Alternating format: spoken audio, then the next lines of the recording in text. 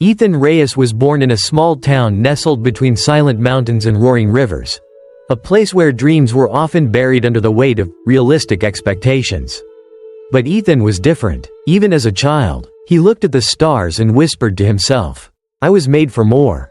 By the age of 18, he was a local legend, top of his class, captain of the debate team, and the first student from his high school to receive a full scholarship to a prestigious university in the city.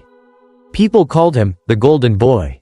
He smiled in the light, but deep down, he feared the weight of the expectations that came with it. When Ethan arrived at university, he was determined to conquer the world. But life, as it often does, had other plans. The first semester was brutal. His roommate was a genius coder who had already sold a startup. His classmates quoted books Ethan hadn't even heard of. The professors didn't hand out praise like his hometown teachers had. And for the first time, Ethan failed an exam. That night, he sat alone in his tiny dorm room, hands trembling as he stared at the red F on his paper. The boy who had once believed he was destined for greatness now heard a different voice inside his head. "You're not special. You don't belong here." Over the next few months, Ethan began to break. Slowly, quietly, he stopped raising his hand in class.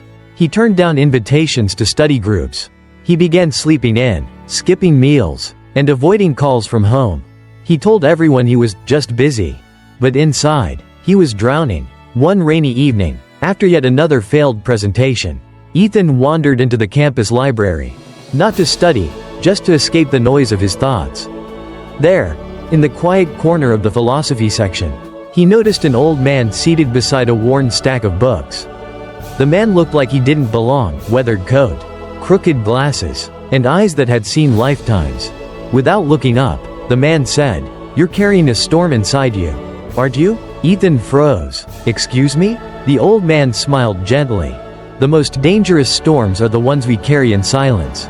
You don't look broken, but I can see the cracks." For some reason Ethan couldn't explain. He sat down, and thus began the most unexpected mentorship of his life. The old man's name was Solomon. Once a brilliant entrepreneur, he'd built and lost a fortune twice. Failure, he told Ethan, was not the opposite of success, it was its teacher. Over coffee and conversations, Solomon shared lessons born not from theory, but from scars. "When life gets tough," he said one evening, "most people stop, but the ones who rise, they don't just push through. They learn to lean in. Lean into the pain, the fear, the doubt, not to be consumed by it, but to understand it, because inside every struggle, there's a lesson that will make you unshakable." He handed Ethan a journal.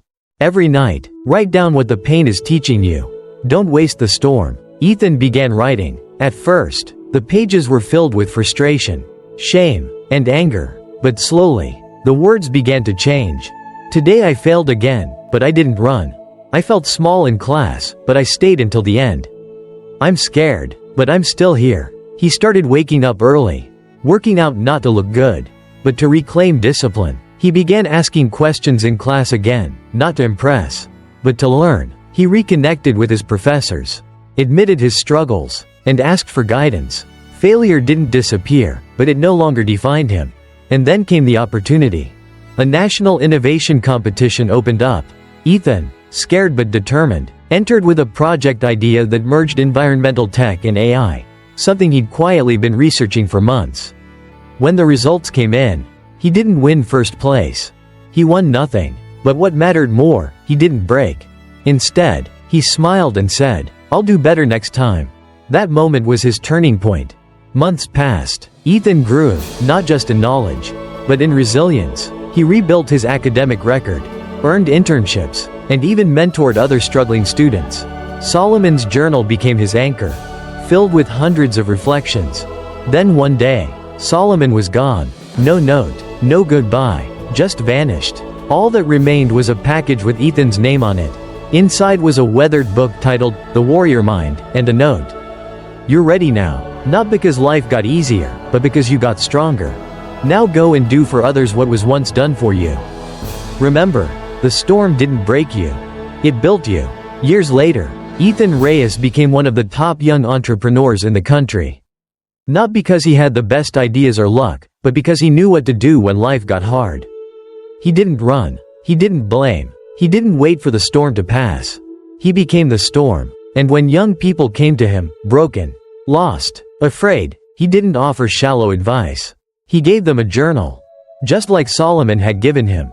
What the most successful people do when life gets tough is not avoid pain, they master it. They face it, they feel it, they learn from it, and then they rise, stronger, wiser, and unbreakable. You see, success is not about how smart you are, how rich you were born, or how lucky your path was. Success is about how you respond when everything falls apart. And here's the truth no one wants to say. Life will get tough.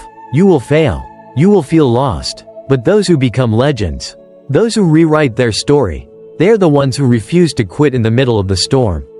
They don't wait for the pain to go away. They walk straight through it. Because they know, the fire doesn't destroy you. It forges you. If this story touched your heart and reignited your fire, don't keep it to yourself. Like this video if you believe in your comeback. Comment below. I will rise. No matter what. Subscribe to the channel for more powerful, life-changing stories. More wisdom, more truth, more strength, delivered every week. The next story might be the one that changes your life. Don't miss it. Your journey is just beginning.